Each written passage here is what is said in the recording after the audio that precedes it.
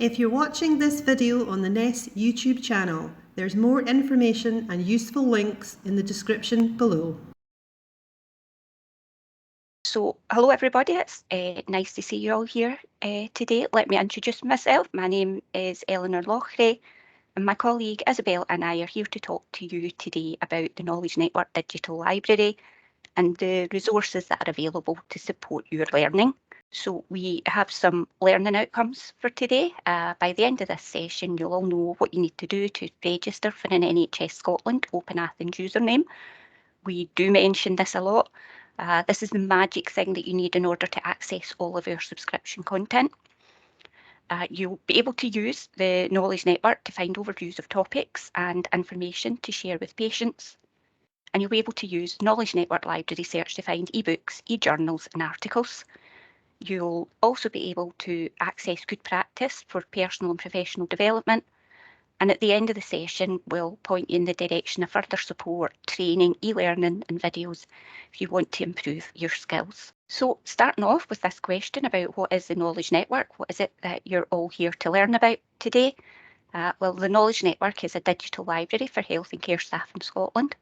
You'll access this with your NHS Scotland Open Athens username. We have an annual budget of around 3.2 million, and this is spent on a range of information and learning resources. These include e-journals, ebooks and print collections, and databases and evidence summaries. So just to start, let me take a wee confidence checker. If you go to Slido, and what I want to know is how confident you feel about describing what the Knowledge Network is at the moment and using it to find articles, research and other learning resources. Okay, that's interesting.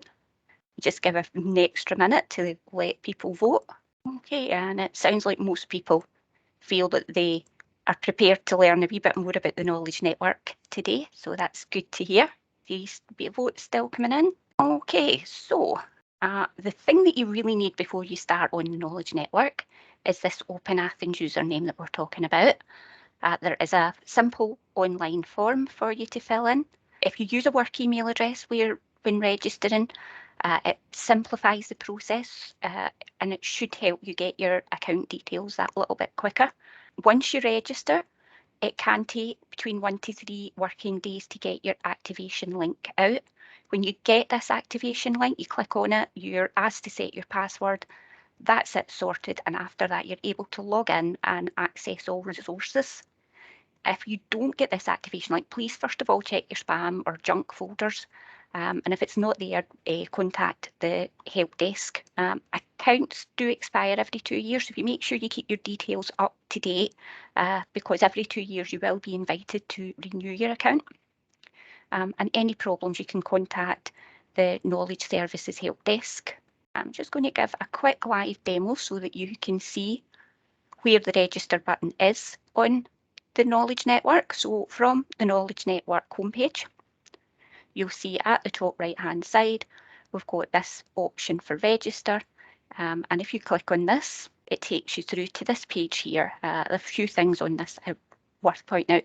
If you think you might have an existing Open Athens account, but you've forgotten your password, there's a reset link here. So if you click on that, it'll send a link to the email address associated with your account and it'll allow you to reset your password. If you think that the email address associated with your account is an out-of-date email address and you no longer have access to it, do just get in contact with the help desk and they'll be able to sort that for you. You'll see that there are various details that say contact us, various buttons here. So they will take you through to the email address for the help desk, and there's also a telephone number you can use to contact us. If you're registering, the link for the form is here.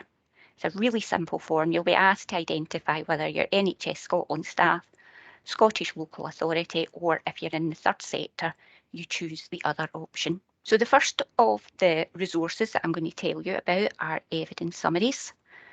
So evidence summaries are summarised up-to-date evidence to support clinical decisions in practice.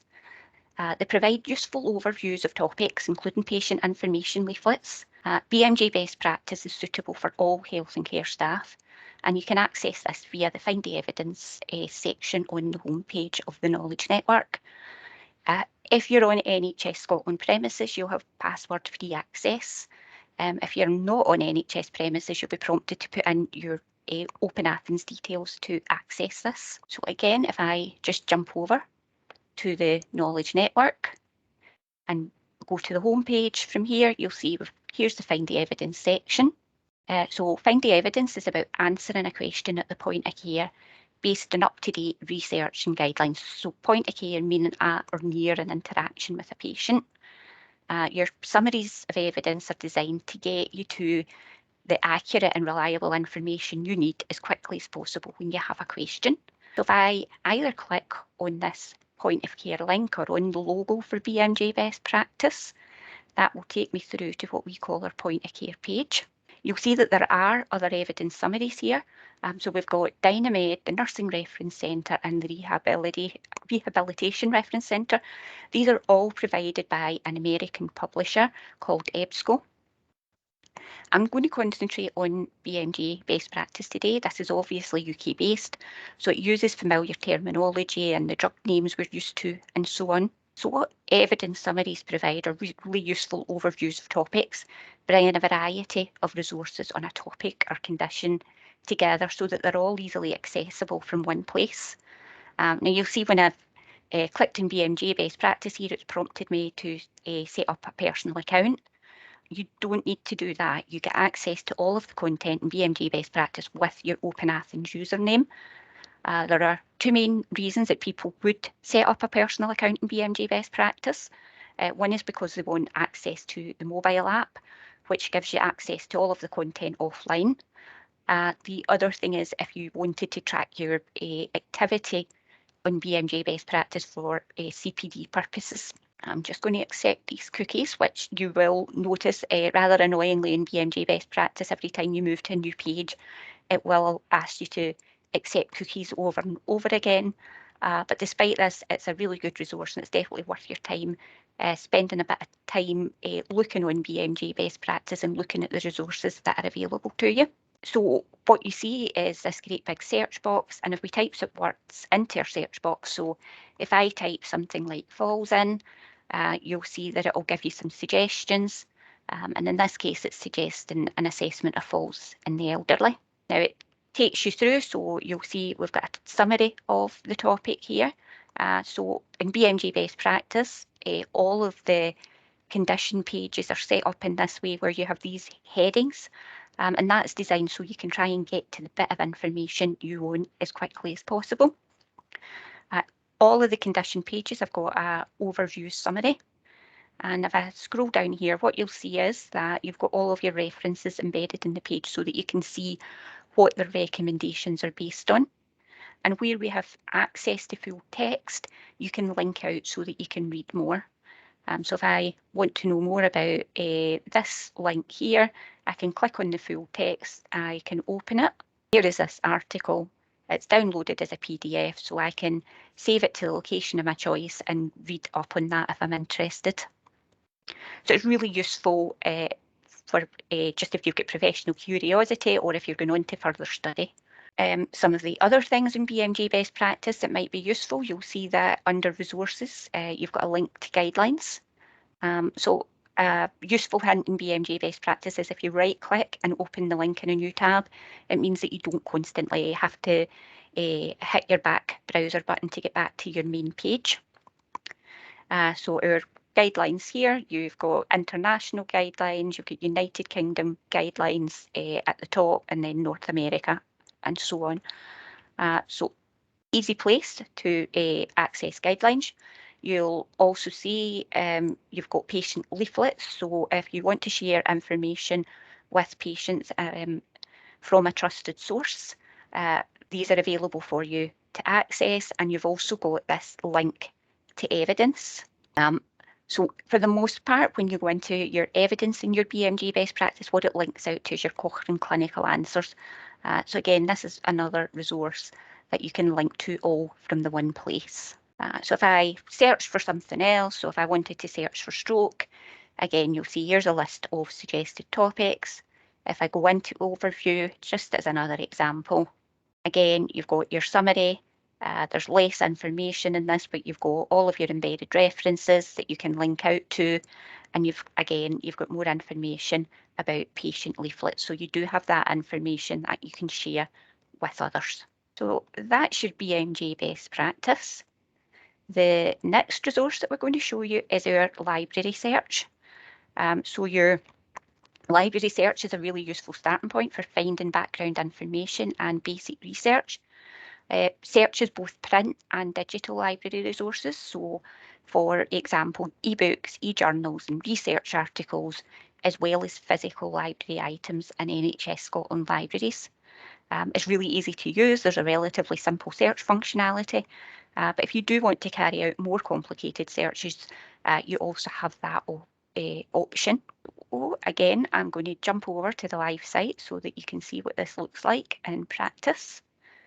So from the home page, you've got this option here that you can just put in some keywords and click search, and this will take you through to the main search page. You can also get to the library search by clicking this tab. So I was logged in earlier, which is why I'm getting this error message, but if I just refresh, it will take me back to the main page.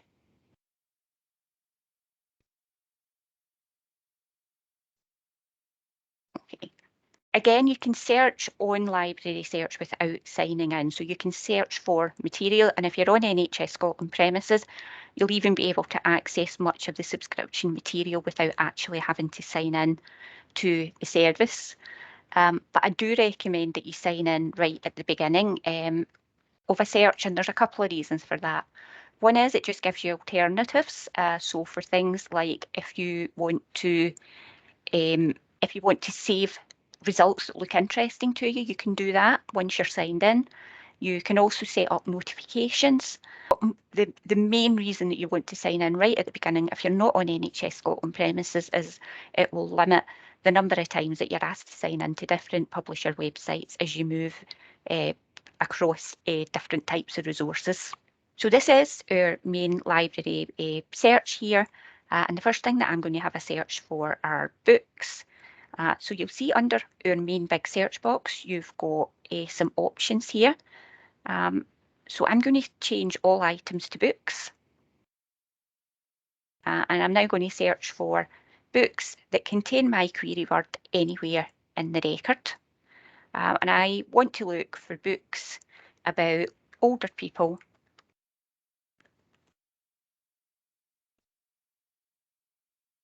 and healthcare assistants.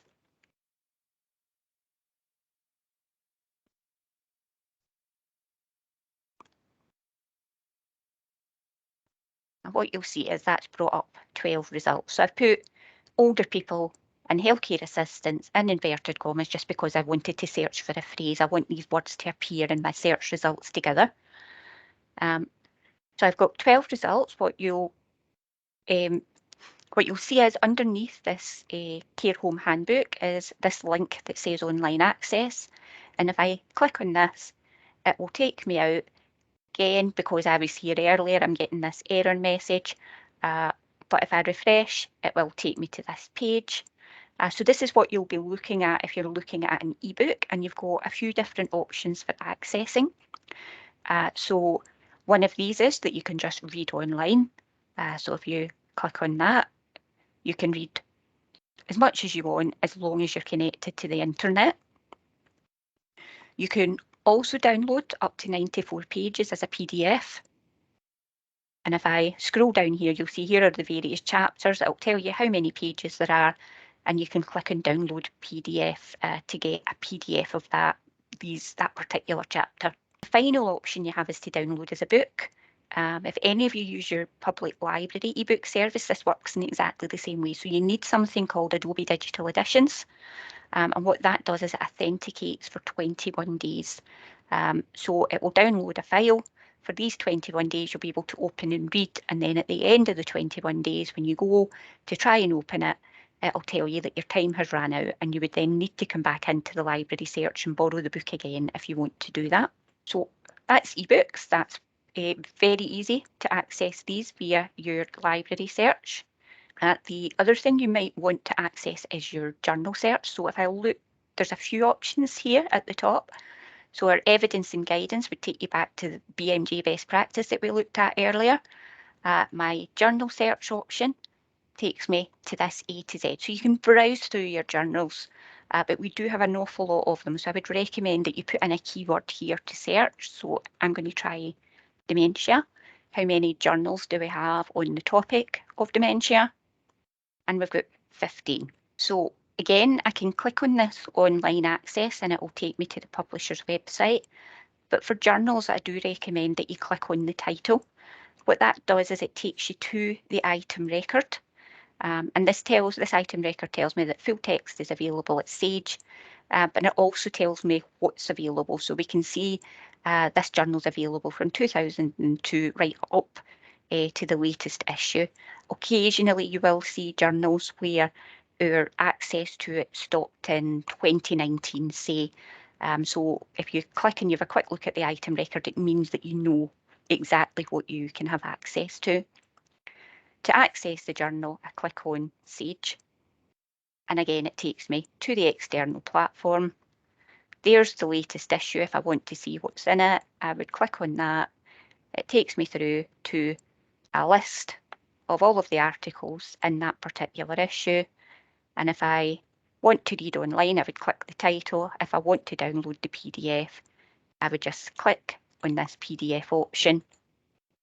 And there again, I've got PDF, which I can save to a location of my choice and read whenever it suits me.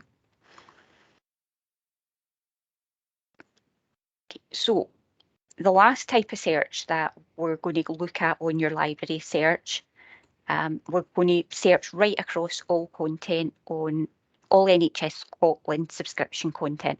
So I'm going to leave this as all items.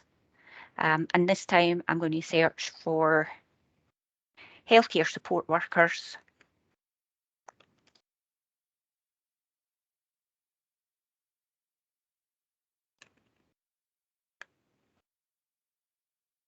And this time I will search for midwifery.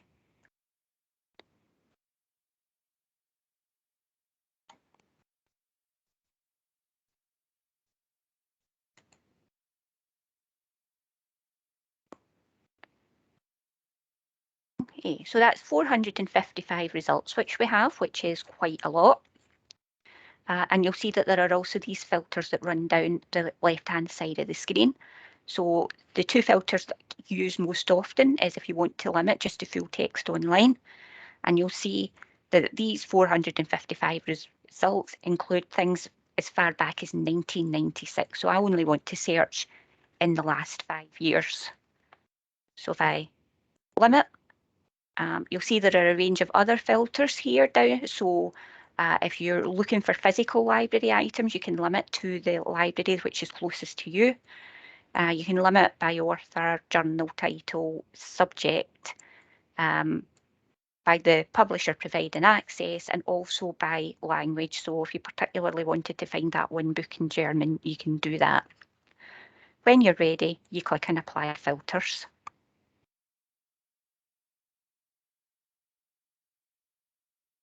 Okay, so we're now down to 121 results.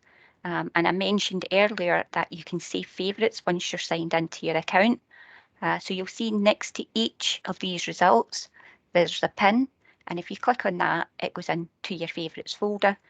And then you can then access that by clicking on the pin at the top of the screen.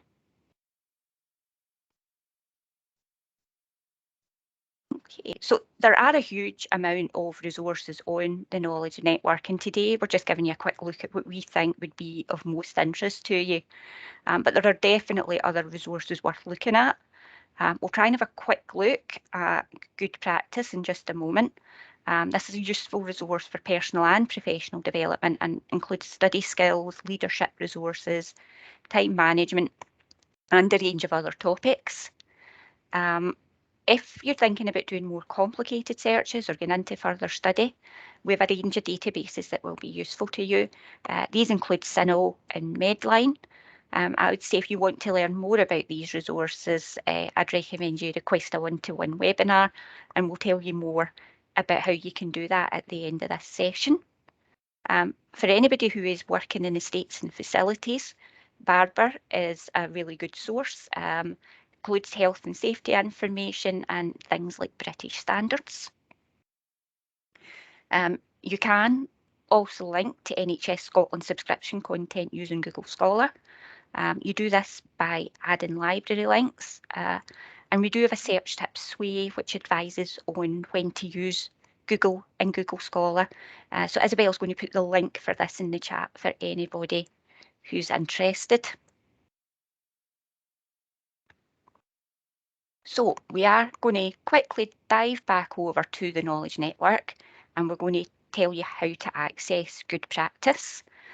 So from the Knowledge Network homepage, you'll see we've got more information sources, and under databases, there's a link to good practice. So this is the way that we want you to access good practice. If you're not on NHS Scotland premises, you will be prompted to sign in using your Open Athens details.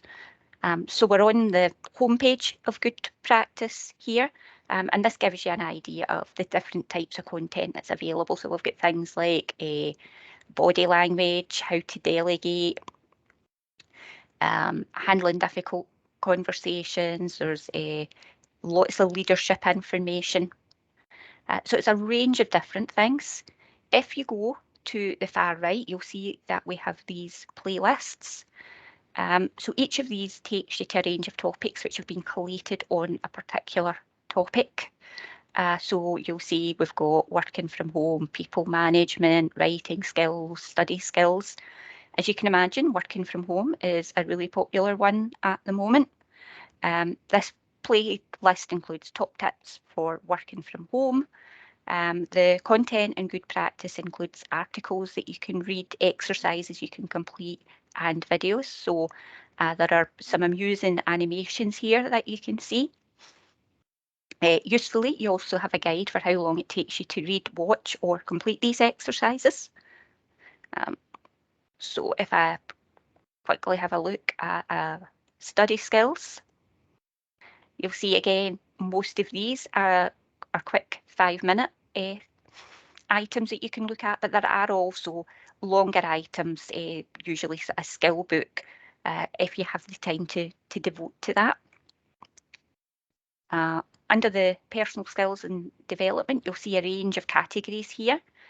So these include communication, confidence, difficult conversations, negotiation and influencing, presentation skills. So a really wide range of areas. If we just dive into one of these, let's pick communication. Again, what you see is you've got these individual items. They indicate how long it takes, but these ones are also have been added to, they've got a category, they sit within a specific category, and there are keywords that have been associated with them. So that gives you the option that you do have, again, filters that run down the left-hand side of the screen. So if you only have a set amount of time, you can jump in and say, well, I've only got less than 20 minutes, and you can have a look at how you can spend that time best. You can also look for items within a specific category. So if you want an infographic or you're looking for a how-to guide, you can limit to that. And you also have this range of keywords.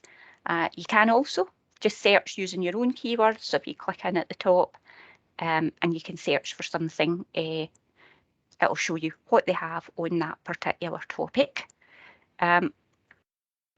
So it is a good resource. I think it's probably worth your while spending a wee bit of time on it if you're interested in that at all. Like all of the other resources we've shown you today, this has just been a quick dip in and out to show you the range of content that is available to you. And once more back to the Knowledge Network and pointing out that we have this Information Skills Training tab. So this is where you can access further support. Under training opportunities, you can request a webinar. So you can have a getting started, which will focus much more on library search, or you can pick Enhance Your Knowledge, which will tell you a bit about conducting basic searches on databases. There's also some e-learning available on Turas Learn. So if you want to do some, if you want to learn more about searching in your own time, there are 6 modules on TORAS Learn, so that's an e-learning that you can pick up. And lastly, there are some video tutorials, which again, these focus specifically on library search. The other thing that is available to you is that you all have your own local library service. So if you want to contact a librarian, if you work within a board, each of the boards does come with a library service. The library offers study space if you want that. It offers you access to PCs, and it offers you the expertise of local librarians. So recommend that you all use the service as much as possible. Not much time left, folks, but happy to take questions if there are any. Eleanor, I think everybody's saying that it's very interesting and they've really enjoyed it and wish that they knew it before now, to be honest. Okay, well, that's really good to know. Excellent. Well, I hope you all make use of it. There's, as I say, if you go to the information skills training, that is where you would request a one-to-one webinar. Totally recommend that if anybody's interested, they do that. They've also got the link to the help desk. I see somebody's got their hand up if they want to unmute themselves and speak. Hi there. Yeah, it was just the good practice bit. I'm on the My Athens bit, but where do you find the good practice bit? Sorry, I missed that bit just as you were doing it. Sure, no problem. So from the Knowledge Network homepage, so from here, you'll see more information sources, and under databases, you've got good practice there. So we recommend that you link from the Knowledge Network each time you go into good practice, because the links can be a little bit funny sometimes. So You're not sharing a screen, sorry. let me show you that again then. So from the homepage on the Knowledge Network, you'll see you've got more information sources. Unless under databases and then good practice. Got it there. Perfect. Thank you very much. Appreciate it. No problem at all. I hope it's useful to you.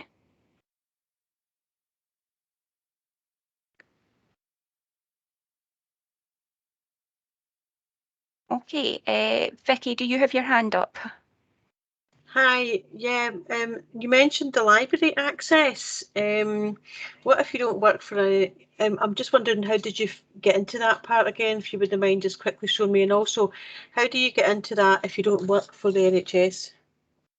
Yeah, I mean, effectively, it's down to local library policy. If you don't work for an NHS board, what sort of access they provide you with. Some libraries are happy to provide access to local authority staff, for example. So you're better contacting the individual library and asking them specifically what kind of services they offer to you. So there are various points across the Knowledge Network where they give you this link to libraries. So from the home page, which I think I'm still sharing, underneath more information sources, you'll see that there's a link for libraries there. And if you click on that, if you're in the library search, there's also a link to this page just from the top. But there's your library services and partners. So this is for each of the NHS boards. And within each of these, sometimes it's a generic email address for the whole library service. Sometimes each individual library has its own email address, but I would recommend that you give them an email and they'll be happy to discuss what they're able to offer you. Okay. Thanks very much for that. No bother at all. Okay. Eleanor, there's just a couple of people are asking, is there a way of recording the work that you're doing on good practice, or should the work be recorded on TORAS? Yeah, I mean, if they're using it for their appraisal, then they would need to record that themselves. I don't think there's any way for that to be recorded on good practice. It's just something that you're going to go in and access for yourself. That's great, thanks. Okay, no problem. Is there any other questions we can help with? Okay, well, I do hope that you all make use of it. And as I say, you do have the email address for the help desk. So if people are having any kind of problems registering or accessing resources, they should get in touch with us and we're happy to help. Thanks for your time, everybody.